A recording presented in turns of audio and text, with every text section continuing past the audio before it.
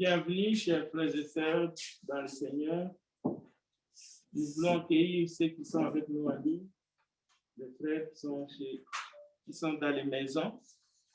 Mais en même temps, nous voulons aussi saluer tous ceux qui vont nous suivre à travers les réseaux sociaux. Que le nom du Seigneur soit béni. Nous allons commencer par l'étude de la parole de Dieu. Ce matin, nous allons commencer par des questions qui sont déjà posées. Nous en avons deux. Et une fois que nous allons finir avec ces questions, nous pourrons avancer sur un autre sujet de réconfort parce qu'on espère que nous aurons le temps. Alors, je vais demander à frère Benjamin de nous lire le texte qui se trouve dans Exode chapitre 20. Exode 20, les versets 8 à 11. Oui, Exode chapitre 20, versets 8 à 11. Souviens-toi du jour du repos pour le faire. Tu travailleras 6 jours et tu seras de tout ton ouvrage. Mais le 7e jour est le jour où tu reposes de l'Éternel ton Dieu. Tu ne feras aucun ouvrage, ni toi, ni ton fils, ni ta fille, ni ton serviteur, ni ta servante, ni ton bétail, ni l'étranger, ni dans tes tentes. Car en 6 jours, l'Éternel a fait les cieux, la terre et la mer. Et tout ce qui est contenu, et il s'est reposé le 7e jour. C'est pourquoi l'Éternel a béni le jour du repos. Merci. Ah oui, le dernier verset, encore une fois. Dans 1991. Oui. Car en 6 jours, l'Éternel a fait les cieux, la terre et la mer et tout ce qui est contenu. Et il s'est reposé le 7e jour. C'est pourquoi l'Éternel a béni le jour du repos et la sanctifié. Voilà, l'Éternel a béni le jour du repos et la sanctifié. Alors la question, si j'ai bien compris, parce que je l'ai lu, je vais peut-être demander encore à notre sœur Gloria quelle était vraiment la question, parce que je l'ai lu. Est-ce que signifie que le Seigneur a sanctifié le 7e jour, le jour du repos, ou est-ce qu'il y avait une autre question subsidiaire? Parce que... Oui, c'était ça. Est-ce que cette journée-là est encore bénie? Et comment expliquer pourquoi nous n'adorons pas le 7e jour encore maintenant? OK. Je voudrais comprendre pour pouvoir l'expliquer. D'accord. Alors, dans la loi, parce que si vous regardez dans le chapitre 20 ou même à partir du chapitre 19, on sait que Moïse a reçu la loi de la part du Seigneur pour le peuple hébreu, le peuple juif. Effectivement, sans aucun doute, nous lisons que le Seigneur sanctifia le 7e jour. Béni et sanctifia le 7e jour, qui est le jour du sabbat. Maintenant, qu'est-ce que signifie sanctifier? Qu'est-ce que signifie bénir même? Mais il y a plusieurs textes qu'on peut aller trouver. Consacré. Il y a qui vont dire que le 7e jour était consacré. Le sabbat est consacré. Qu'est-ce que signifie consacré? Il faut comprendre tous ces termes-là parce que ceux qui viennent ou ceux qui amènent le débat sur le sabbat, et ils ne se basent pas sur que le Seigneur a sanctifié ou il a béni. Non. Parce que ce thème-là, on peut bien comprendre que veut dire sanctifier, que veut dire bénir, mais on peut aussi mal comprendre. C'est pour cela que la question a tout à fait sa raison d'être. D'abord, pour comprendre ce que signifie consacrer, sanctifier, tous ces termes-là qui sont des termes un peu qui sont synonymes, mais ça prendrait même une étude au complet. Prenons un exemple simple. David a été consacré. ou on peut même chercher un autre prophète qui a été consacré dès le ventre même de sa mère, Jérémie, ou bien d'autres. Mais parlons de David. David a été consacré parce qu'on sait que Samuel l'a oint. C'est-à-dire c'était un oint de l'Éternel, mais pas seulement David. On peut parler de Saül, a été consacré, mais on sait comment il a fini. Ça, c'est le cas des humains. David a été consacré, mais on voit David dans ses faiblesses, bien que c'était un homme selon le cœur de Dieu. Mais sous la loi, il y a des lieux qui ont été consacrés. Le temple était consacré à l'Éternel. Le temple a été détruit, mis à cendre. Et même on cherche le livre, disons, comment est-ce qu'on appelle ça? Oui, le terme va venir. Dans les lieux très saints, il y avait l'arche de l'Alliance. On les cherche, il y en a qui les cherchent, on dit que ça a disparu. Mais le temple était sacré, le temple était consacré. C'était un lieu sacré.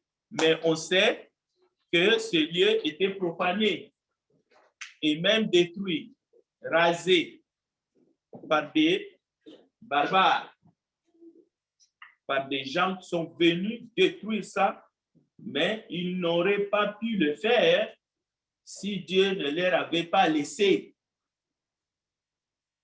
D'accord? Alors, on peut prendre, restons maintenant dans l'exemple de saints. Les saints sont sanctifiés.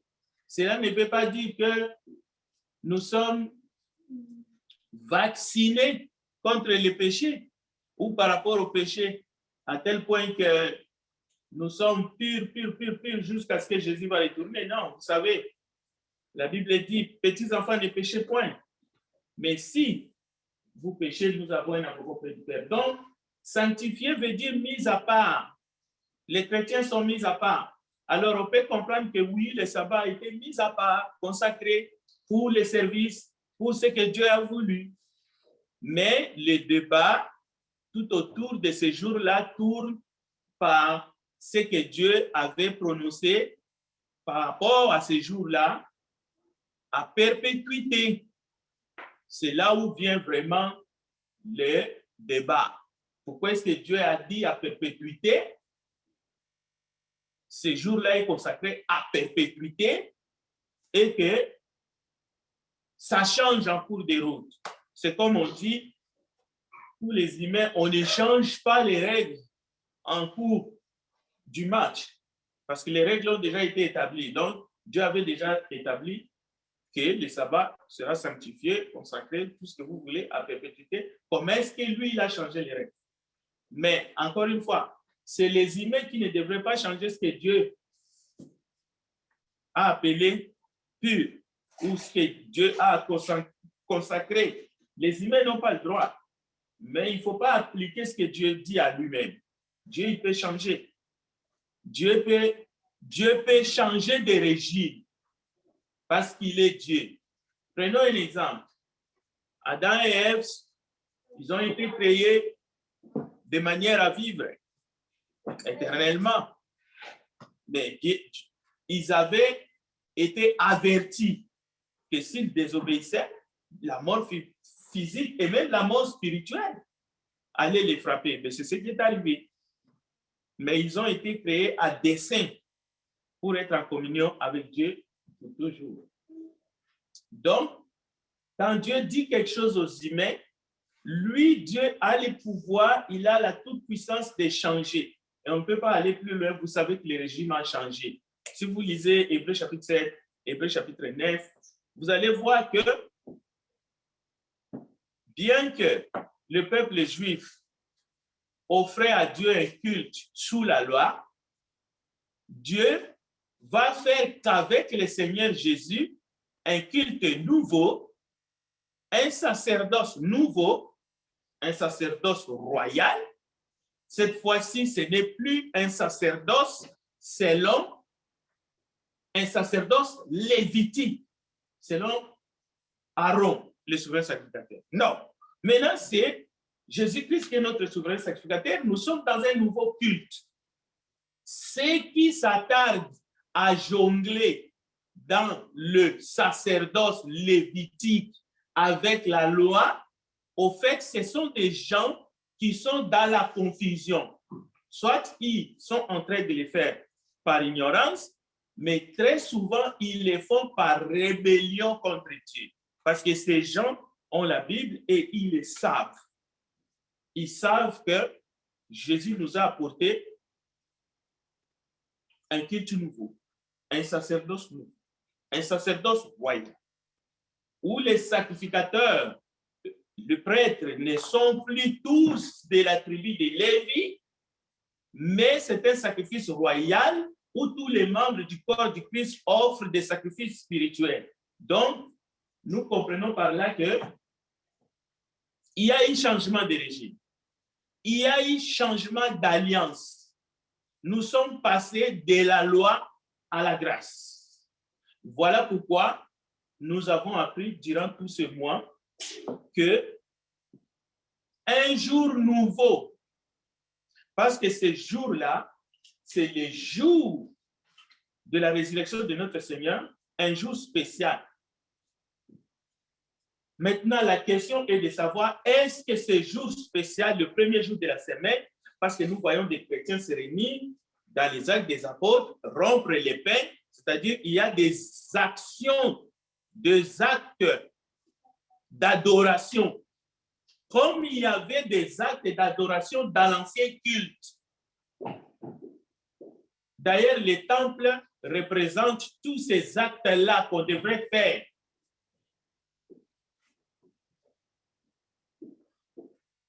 Les ablutions, il y avait la table des pains de proposition, toutes ces choses-là, les sacrifices. Et dans les nouveaux cultes, il y a des actes d'adoration.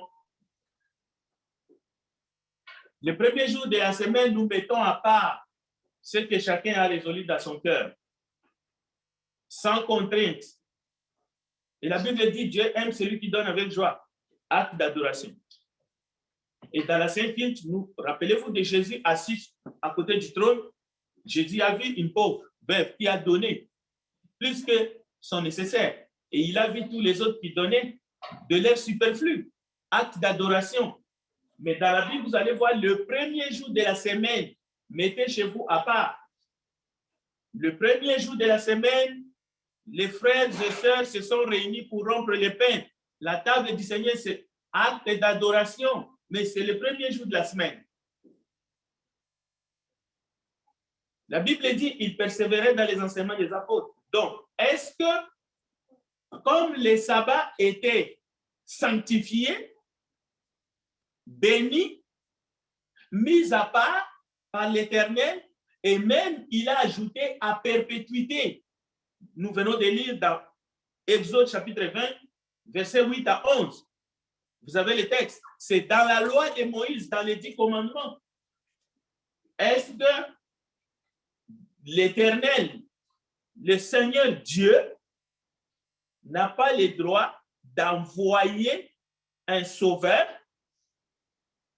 le Rédempteur, pour commencer une alliance nouvelle?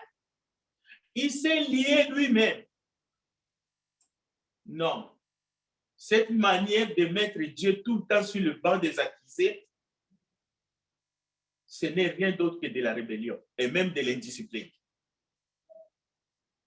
Dans un pays où les citoyens sont tout le temps en train de remettre le souverain sur le banc des accusés, les rois, la reine, sachez que les citoyens sont des indisciplinés.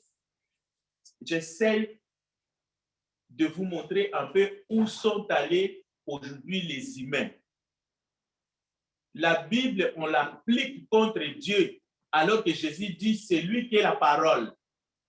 Alors, c'est lui-là qui a sanctifié le 7e jour, qui a demandé au peuple juif. Et même il a utilisé le terme perpétuité.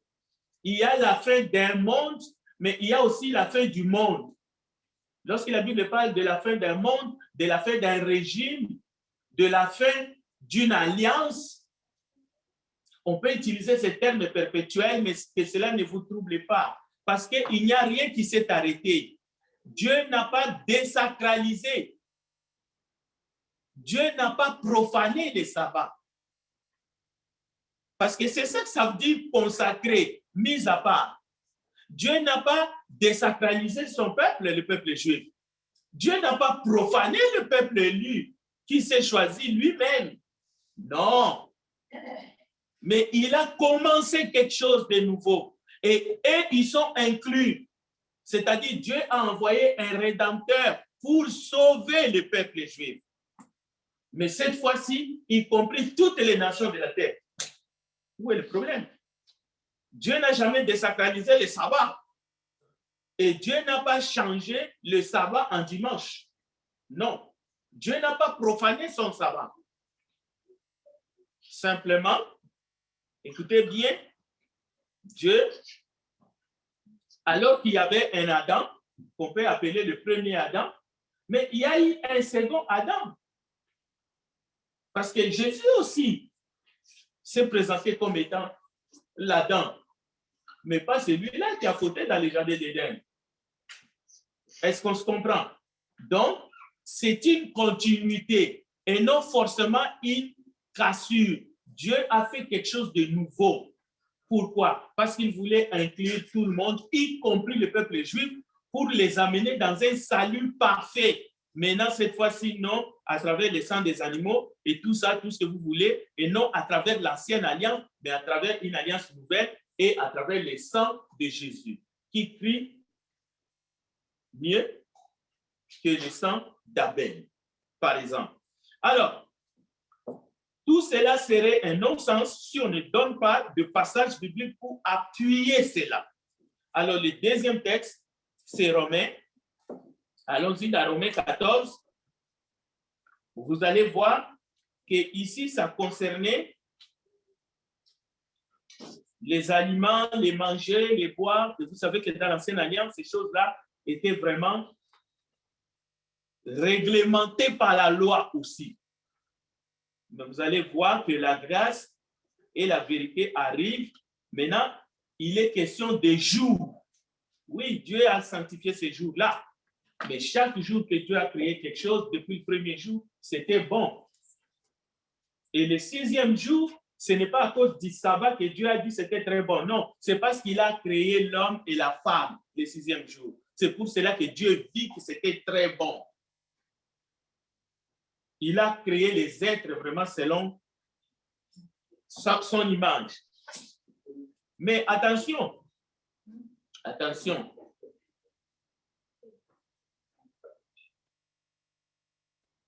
Romains,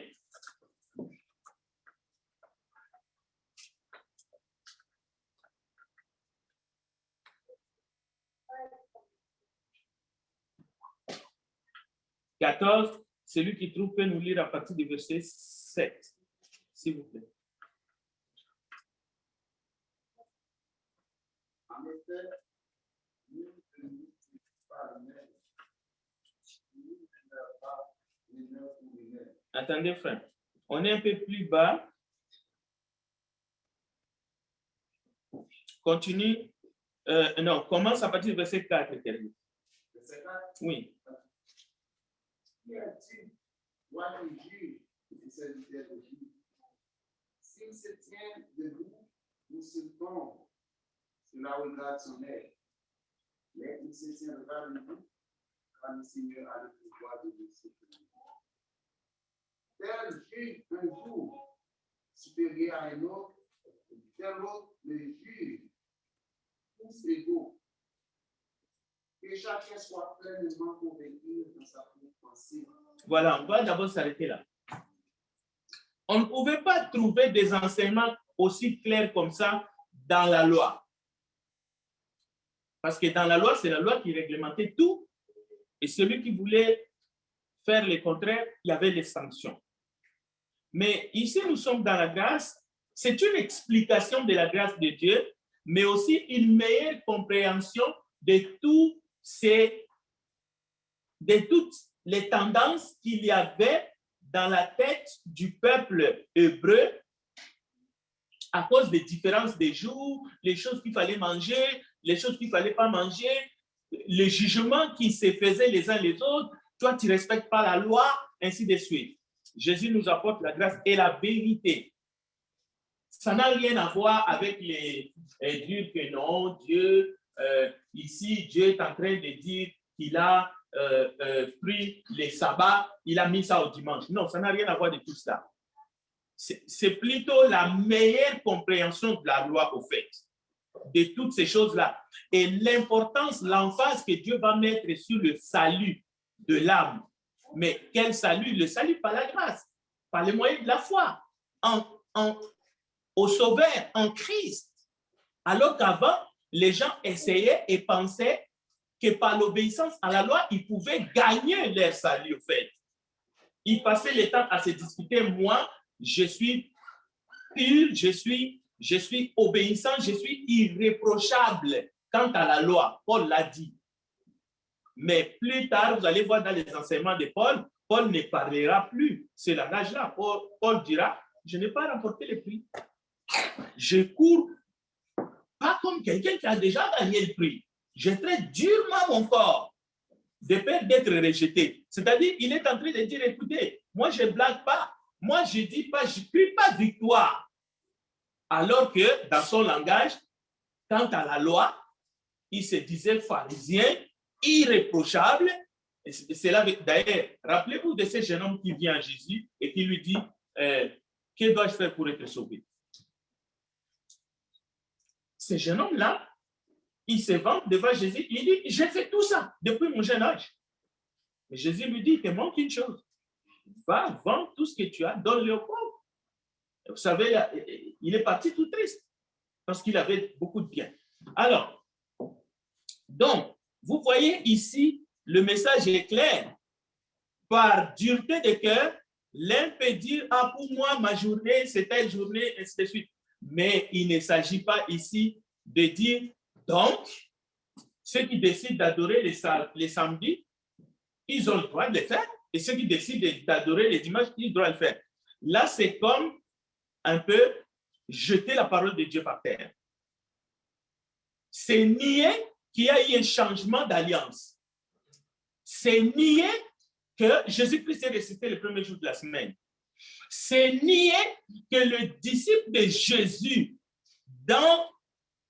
après Pentecôte, alors que l'Église est établie sur la terre, ils se réunissaient le premier jour de la semaine, ils rompaient le pain le premier jour de la semaine. Parce qu'un commandement n'est pas seulement un commandement direct dans la Bible. Je vous dis, comme nous venons de lire dans Exode 20, moi, Dieu, je vous dis, vous devez respecter le dimanche. Non, les commandements dans la Bible, ce n'est pas toujours dans ce sens. Il y a des commandements dans la Bible qui sont des commandements indirects. Il y a des commandements dans la Bible qui sont des commandements pour nous, les peuples de Dieu, l'Église de Jésus-Christ, parce que nous voyons que le premier chrétien, les apôtres, faisaient comme ça. Pour nous, c'était commandement, on doit faire comme eux, ils ont fait. Maintenant, pourquoi? Mais parce qu'ils sont les fondements de l'Église. Jésus-Christ étant la pierre angulaire. Donc, il y en a qui cherchent toujours des commandements, disons, des commandements directs. Tant qu'il n'a pas trouvé un commandement direct dans la Bible, il pense qu'il est libre de faire tout ce qu'il veut. Ce que tu fais, as-tu un exemple de cela parmi le premier chrétien au premier siècle? S'il n'y en a pas, tu es égaré. Tu es égaré à ce moment-là. Tu es en train de faire à ta tête. Et tu ne peux pas aller dans l'ancienne alliance, aller puiser quelque chose dans la loi de Moïse et vouloir imposer ça aux enfants de Dieu dans la nouvelle alliance. Cela veut dire que, comme nous avons passé beaucoup de temps, tu vas imposer aux gens, mais toutes choses, mais des choses qui sont tout simplement ridicules.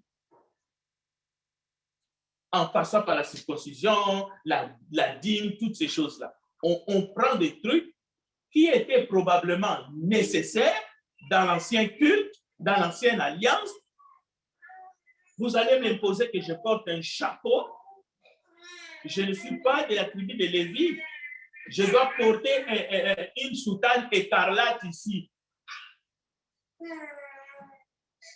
Mais c'est ça qu'on voit, c'est n'importe quoi. On ne peut pas être en même temps dans l'Ancienne Alliance et en même temps dans la Nouvelle Alliance et essayer de dire qu'on sert Dieu. Non, c'est quel Dieu? Nous adorons le Dieu de Jésus-Christ. C'est pour ça que Jésus a dit l'heure vient. Et d'ailleurs, le texte est là, Jean 4, verset 23-24, où les vrais adorateurs adoreront le Père en esprit et en vérité.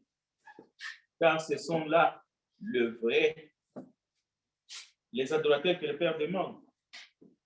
Donc, l'adoration ne parle pas du Seigneur. Il existe des temps d'adoration en dehors des célébrations telles que nous sommes là ce matin. L'Église est réunie comme le corps du Christ. Mais en dehors de ce temps, la parole de Dieu te permet, la parole de Dieu permet aux familles d'avoir un moment, un temps d'adoration, dès que nous ressentons l'envie. C'est tout simplement notre liberté en Christ.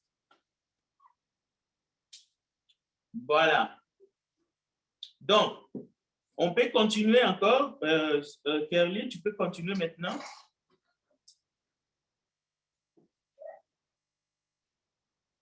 Dans Romains.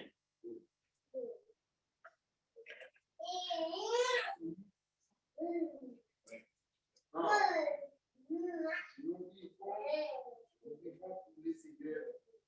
Ici, nous devons pour les Seigneurs. Soit que nous vivions, soit que nous vivions, nous sommes au Seigneur.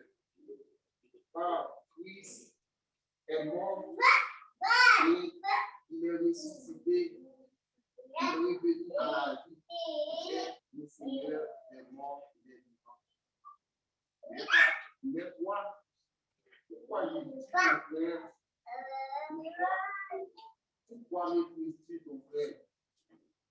Nous comparons, excusez-moi, nous comparons tous devant le tribunal de Dieu, car il est écrit, je suis vivant, dit le Seigneur. Tout genou péchera devant moi, et toute langue donnera gloire à Dieu. Bon, bien sûr que ici le sujet est vaste. Ça touche aussi la question de l'alimentation. Alors, il faut comprendre une chose. Si quelqu'un n'a pas compris un sujet, il ne faut pas le forcer. Dieu l'éclairera peut-être, ou peut-être qu'il s'est endurci et les derniers jours, chacun saura, chacun recevra selon comment il a agi. Maintenant, qu'est-ce que nous voyons? Prêcher la vérité n'est pas juger. Mais par contre, créer des débats ou condamner, par exemple, par des arguments, ceux qui n'adorent pas les sabbats, ne respectent pas la loi que Dieu a établie à perpétuité. À ce moment, nous avons le droit de nous défendre, de défendre notre espérance. Mais dans le but que les autres comprennent.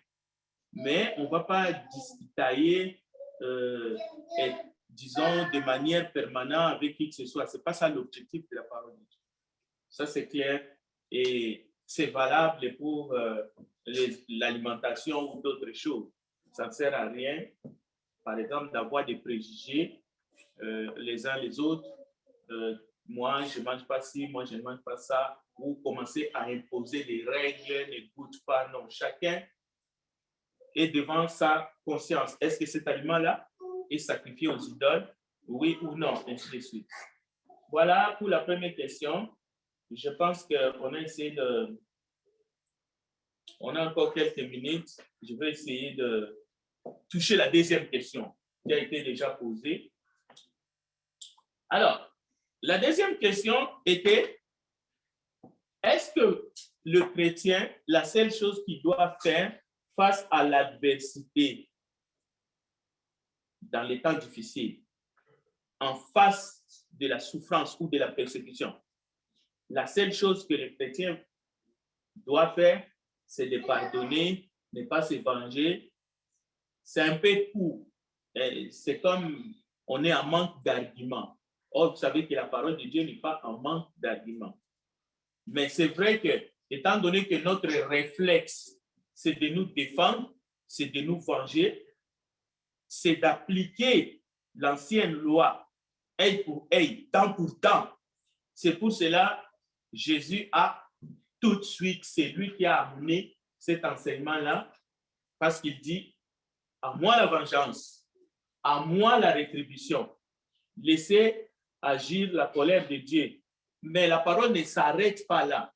Alors, voici une partie des réponses. Qu'est-ce que nous avons dans les Écritures qui peut nous aider à affronter les moments difficiles? Bon, là, il y a la foi, mais une foi inébranlable en Jésus-Christ. Lorsque vous devez passer dans la fournaise ardente, il ne suffit pas seulement de prier pour ce bourreau, de demander à Dieu de le pardonner, comme Étienne a fait, mais la parole nous exhorte, la parole nous enseigne d'avoir une foi inébranlable en Jésus-Christ. Comme les amis de Daniel, lorsqu'ils ont su qu'ils seront jetés dans la fournaise ardente, ils avaient la foi en Dieu. Mais ce n'était pas n'importe quelle foi. Parce que beaucoup ont la foi qui se limite à croire à l'existence d'un Dieu qui est là-haut. Mais ça s'arrête là. Ça, ce n'est pas la foi qui va t'aider à faire face, à affronter l'adversité. Parce que tu vas abdiquer. Au premier trouble, au premier son, au premier coup de canon, tu vas abandonner la foi. Mais si tu as une foi inébranlable en Jésus-Christ, et cette foi-là va au-delà de la mort, selon la parole de Dieu, là, nous sommes prêts à affronter toute épreuve dans la vie. C'est comme ça que les premiers chrétiens ont fait face à des animaux sauvages, affamés. Ils ont fait face à des bûchers. Ils ont fait face à une grande persécution. Vous savez qu'à cause de la persécution ou de la grande tribulation, comme on les lit dans la Bible, on a inventé des fausses doctrines parce qu'on a peur de la tribulation, l'homme a peur de souffrir. Alors cette doctrine dit la grande tribulation ou la souffrance va venir après l'enlèvement. Il faut d'abord que Jésus prenne son église. Alors tous les chrétiens péris sont partis, qui n'aiment pas souffrir. Après, le diable va venir saccager les restes qui vont rester ici. Non, nous sommes en pleine tribulation. Maintenant, là, il faut accepter de souffrir avec lui. C'est alors que nous régnerons avec lui. Alors, l'enseignement là de faire croire, non, nous sommes bien, nous sommes dans la paix ici. Écoutez, ne pensez pas que ça va toucher seulement les autres. Ça nous touche et on va les voir. Dans le monde entier, y compris le Canada, les gens traversent des situations extrêmement graves. Seulement, il faut ouvrir les yeux pour les voir. Sur le plan conjugal, il y a des situations qui sont extrêmement graves et qui vont juste... Le divorce n'est pas rien. Il n'y a aucune souffrance qui a des ramifications quand il y a un divorce. Mais les gens essaient de faire semblant. Sur le plan familial, sur le plan financier, il y a des situations extrêmement graves. Et ça va arriver. Extrêmement graves dans le monde. Sur le plan professionnel, même sur le plan de santé. Il y a des gens qui sont diagnostiqués ce matin-là. Quand tu mets au cerveau foudroyant, c'est-à-dire qu'ils font face à la mort. Et vous savez comment est-ce que l'humain réagit face à la mort? Il pense à tout. Il pense à son compte à banque, il pense à ses enfants, il pense, je n'ai pas vécu assez, comment ça se fait que c'est ainsi de suite. Donc, ce sont des situations extrêmement graves. Alors, il y a des dépendances, telles que l'alcoolisme, dépendance de la drogue, un enfant qui change le temps complètement, qui était une fille et qui pense tout d'un coup, c'est un garçon, c'est un petit bonhomme. OK? Des changements de sexe, toutes ces affaires-là, les discriminations, les guerres, les persécutions, l'extrême pauvreté, ce sont des situations extrêmement graves dont les humains font face partout sur la surface de la Terre, y compris ici au Canada. Il y a des millions et des millions de gens qui n'ont même pas droit au bien-être social. Parce qu'ils doivent de l'argent et ils reçoivent rien. Si vous ne leur donnez pas, lorsque vous voyez en cours de route, ils ne vont pas avoir quelque chose à manger 2-3 jours de suite parce qu'ils ne reçoivent pas de bien-être social. Il faut qu'ils aillent quelque part où on va leur donner une soupe chaude ou un endroit pour dormir. Ils sont en fin de droit. Bon, maintenant, ici nous parlons aux chrétiens pour faire face à des situations qui sont extrêmement graves où vous devenez désespéré. Cela va demander votre foi. Et cette foi n'a rien à voir avec de l'optimisme. L'optimisme, c'est bien. Il faut être optimiste. Il faut être optimiste. Il faut être optimiste. Ça va finir. La guerre, là, on est en train de... ça va finir. Je suis optimiste.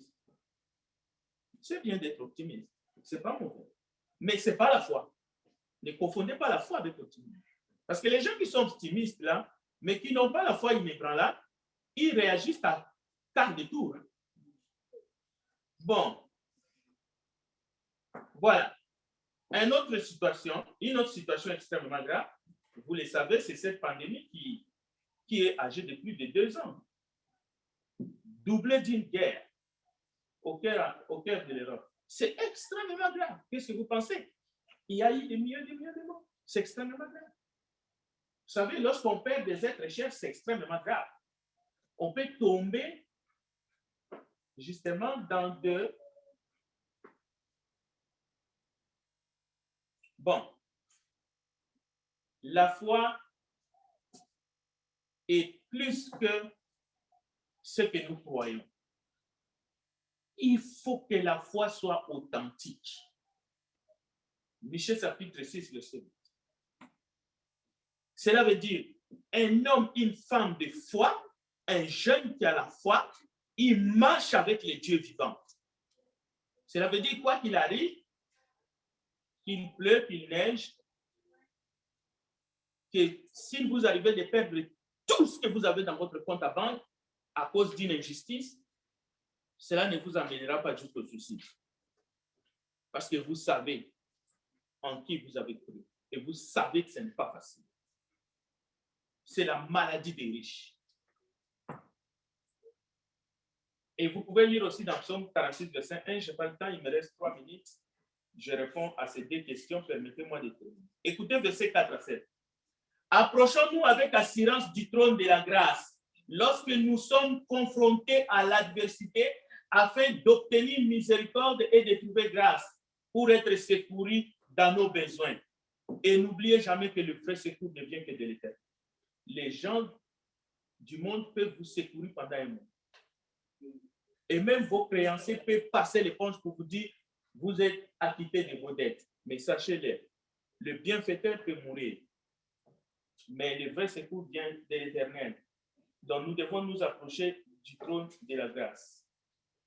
Alors, d'ailleurs, je vous lis en répondant à cette question, il n'y a pas que le pardon, il n'y a pas que ne pas se venger. Mais écoutez, Philippiens 4 nous dit, et le Dieu de paix qui surpasse toute intelligence gardera vos cœurs et vos pensées. Vous devez savoir, seul Dieu est capable de vous garder lorsque vous êtes dans les vrais troubles. Lorsque votre père, votre mère, tous vos amis vous abandonnent, vous êtes seul dans la salle d'opération, vous êtes seul, isolé à cause du COVID-19 et que vous pensez que vous allez finir, peut-être vous allez mourir, n'oubliez jamais que seul Dieu, le Dieu de paix, c'est comme les gens qui sont actuellement sous les bombes, c'est le Dieu de paix qui surpasse toute intelligence peut garder leur cœur et leurs pensées en Jésus-Christ. Et nous avons des frères et sœurs qui passent des moments terribles. Ce n'est pas l'Amérique qui va leur venir en aide. Vous savez, ce n'est pas de l'histoire, ce n'est pas la France, ce n'est pas le Canada. Ce sont des paroles que nous attendons. Mais ces gens-là, seul Dieu qui peut garder. Et il y a des qui sont en train justement de lutter pour leur vie en ce moment. Donc, David avait une foi vivante. Une foi inébranlable, ce n'est pas un mot vide. David avait une foi vivante. Lorsqu'il est allé affronter Goliath, il n'a pas tremblé comme les autres soldats et même ses propres grands frères. Il a dit, au nom de l'Éternel que tu insultes, je m'avance vers toi. Ézéchias a fait la même chose. Donc, écoutez, je termine en disant simplement, moi, je n'ai pas de miracle à vous dire que Dieu fera pour vous préserver, vous épargner des souffrances, de toute souffrance. Non, ça, ce n'est pas le message de l'Évangile. Ça, c'est une capsule, mais de l'Évangile, peut-être de prospérité, ou un évangile mensonger. Les imprévus, il y en auront. Les chagrins, nous en aurons. Les souffrances arriveront. Mais, une chose est sûre, la parole de Dieu nous dit, pas seulement de pardonner, pas seulement de ne pas se venger, mais restons fidèles. Assumons nos responsabilités avec courage, comme des chrétiens. Notre manière de réagir dépend, notre salut, notre bien-être, le bien-être de notre âme dépend de la manière dont nous réagissons face aux difficultés du siècle présent. Alors, demain, après-demain, ne regardez pas de gauche à droite, ne vous inquiétez pas. Restez fidèles, parce que lui, il est fidèle. Il a dit qu'il ne nous abandonnera pas, même dans la vallée de l'ombre de la mort. Le psalmiste a dit, je ne craindrai aucun mal. Cela veut dire la mort n'est pas une fin en soi. Après la mort, il y a la résurrection. Mais ne trahissez pas votre foi, n'abandonnez pas au nom d'une souffrance quelconque, au nom de ce qui va nous arriver demain, restez fidèles et restez fermes. Et le texte que je vous laisse ce matin, c'est Matthieu chapitre 10, verset 37 à 39, que chacun se charge de sa croix, c'est Jésus qui le dit, et qu'il me suit. Ça veut dire celui qui dit, non, non, non, moi je veux la vie, je veux le ciel, mais pas la croix. Non, ça ne marche pas. Que Dieu bénisse sa parole. Merci.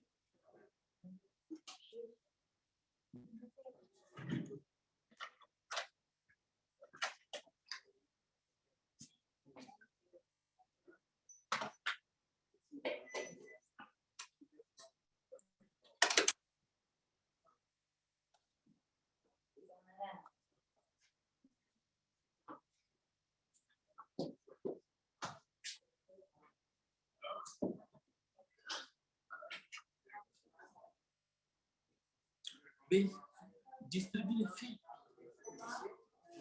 Donne-moi un.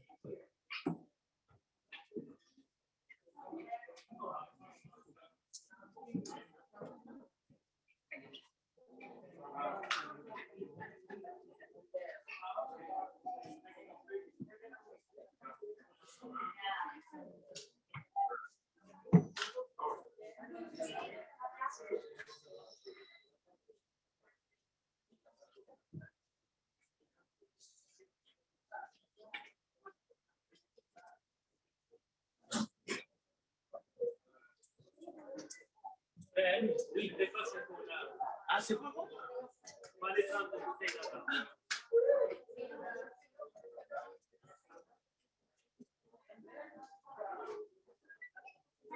Ah, c'est qui va lire? Ah, le texte est... Ah non, non, ça fonctionne.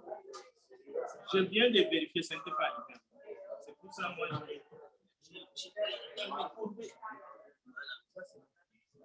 merci, mon frère.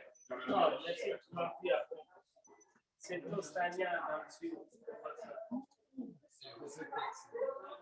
Oui, c'est...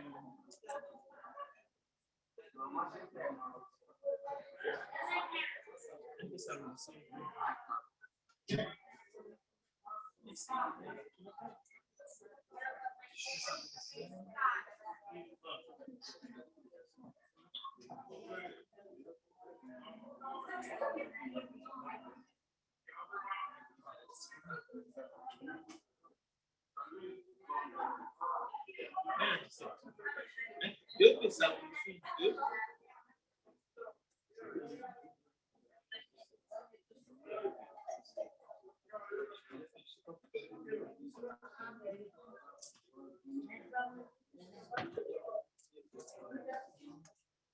Merci, Jean.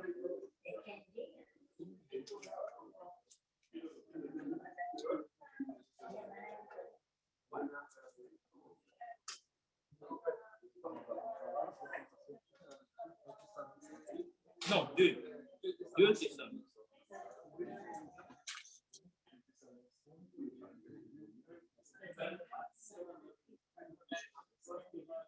Ouais, c'est ça.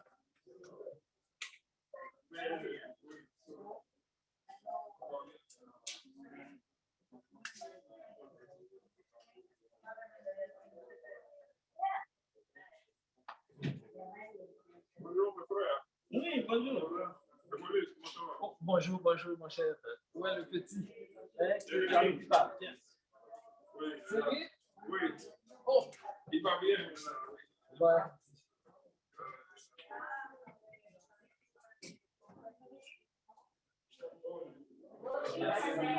Ça va bien? Salut, ma sœur. Ça va. Oui.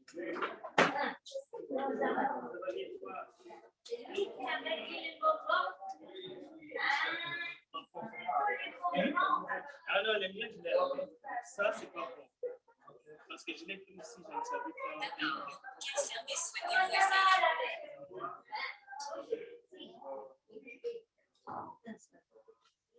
C'est quoi ce que tu m'as dit? Ah, la part, quelle part? Oui. Ah, bien ça. Bye bye.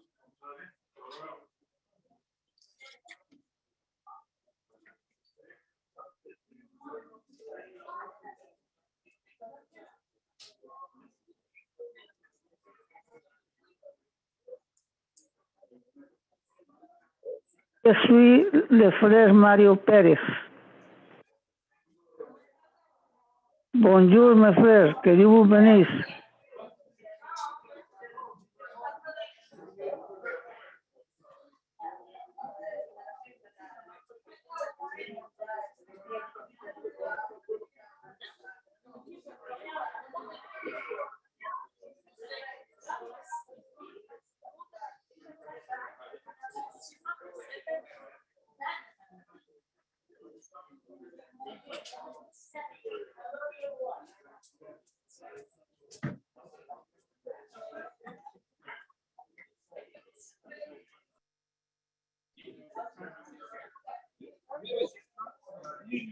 C'est un peu long.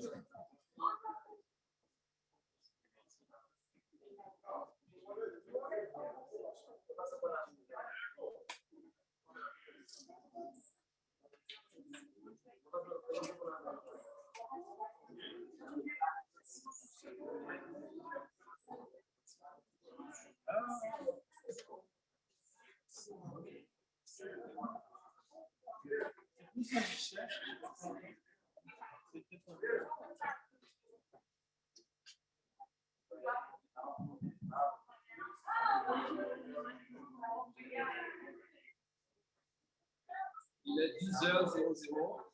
On prend place.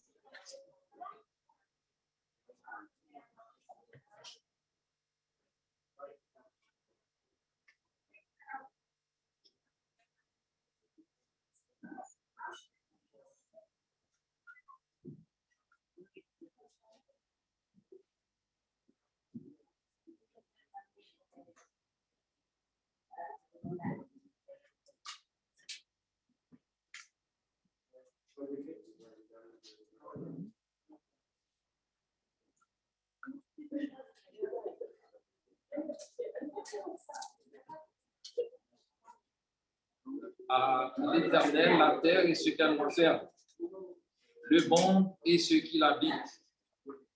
Car il a fondé sur les mers et a fermé sur les fleuves. Qui pourra monter à la montagne de l'Éternel? Qui s'élèvera jusqu'à son saint lieu? Celui qui a les mains innocentes et le cœur pur, celui qui ne livre pas son âme au mensonge et qui ne jure pas pour tromper. Il obtiendra la bénédiction de l'Éternel, la miséricorde du Dieu de son salut. Voilà donc le partage de la génération qu'il invoque, de ceux qui cherchent la face de l'Éternel. Portes, élevez vos linteaux, élevez-vous, portes éternelles, que le roi de gloire fasse son entrée. Qui est ce roi de gloire? L'Éternel fort et puissant, l'Éternel puissant dans les combats. Portes, élevez vos linteaux, élevez-les, portes éternelles, que le roi de gloire fasse son entrée. Qui donc est ce roi de gloire? L'Éternel des armées, voilà le roi de gloire. Frères et sœurs, sur ces paroles, je vous dis bonjour. Et nous sommes très heureux ce matin, en ce premier jour de la semaine, avec la joie au cœur, bonne disposition, dans l'esprit, puisque nous nous sommes déplacés pour nous rendre ici dans ce lieu de culte. Et même s'il y a des frères et sœurs qui sont chez eux sur la plateforme habituelle, mais tout compte fait, on se met ensemble, on se joint les voix, les cœurs pour adorer celui qui est digne de louange et de magnificence. Donc, c'est une convocation que nous avons ce matin comme chrétiens, des gens rachetés par le sang de Jésus, et c'est le jour du Seigneur. Et c'est en ce jour que nous allons le louer, parce que Jésus-Christ était sorti du tombeau le premier jour de la semaine. Donc, frères et sœurs, bienvenue à ce culte du matin, et je rappelle les frères qui sont au service. Après le premier cantique, la première prière sera faite par notre frère Antonio Timino, que nous invitons à gravir le podium. Ensuite, la lecture en 2 Thessaloniciens chapitre 2, versets 1 à 17, qui sera faite par notre frère César. Le messager du jour, c'est frère Frédéric Ferroudi. Ensuite, pour le trio de la table du Seigneur, c'est frère Vito qui présidera, accompagné de frère Pierre-Louis Février et frère Bernabi Contreras. Et enfin, la prière finale, c'est notre frère Exumant pour terminer le culte. Donc, disposons-nous le cœur, nous allons chanter en harmonie pour adorer notre Dieu. Et sur ce, je vous invite à vous lever pour saluer notre Dieu avec le cantique, le numéro 37. Dans les cieux et sur la terre, il n'est aucun nom plus doux, aucun que mon cœur préfère. Au nom de Christ, mort pour nous. Quel beau nom. Numéro 37.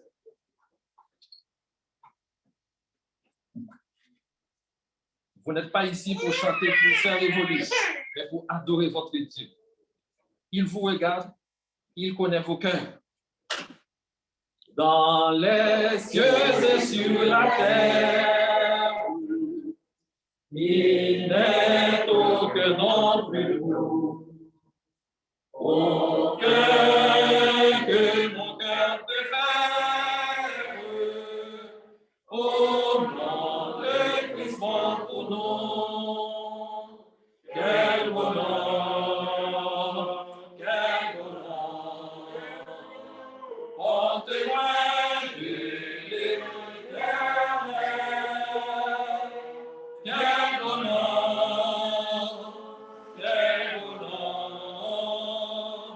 que celui d'Emmanuel, quelque loin que soit le nom, qu'il soit mais ou qu'il soit roi. De quelque nom qu'on le nomme,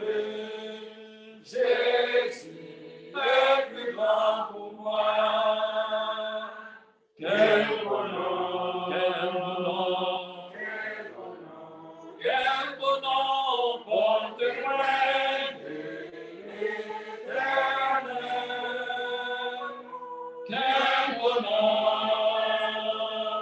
Quel bonheur, que celui d'Emmanuel. Les séraphes et les archanges portent des noms glorieux, mais le plus beau nom des anges, est-il me rendre heureux? Quel beau nom, quel beau nom, quel beau nom, quel beau nom, quel beau nom porte loin de l'éternel. Quel beau nom, quel beau nom, quel beau nom,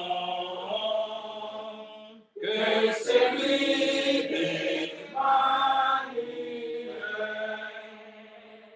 Dans les mots Jésus soulage,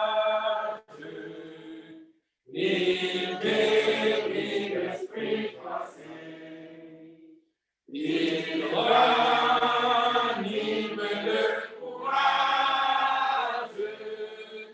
du cœur le plus oppressé. Quel beau nom, quel beau nom, quel beau nom, quel beau nom, quel beau nom porte loin de l'éternel. Quel beau nom, quel beau nom, quel beau nom, que celui d'Emmanuel,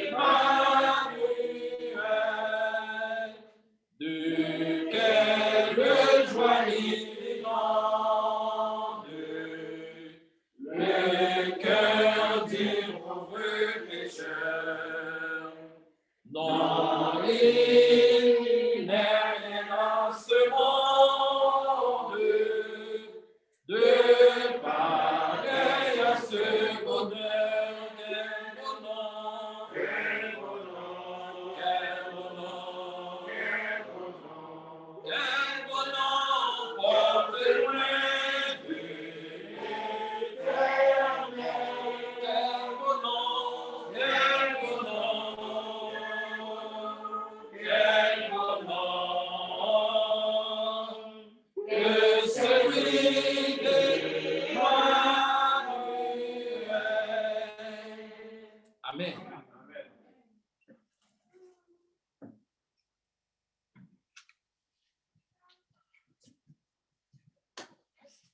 Prions ensemble le Seigneur. Nous te remercions,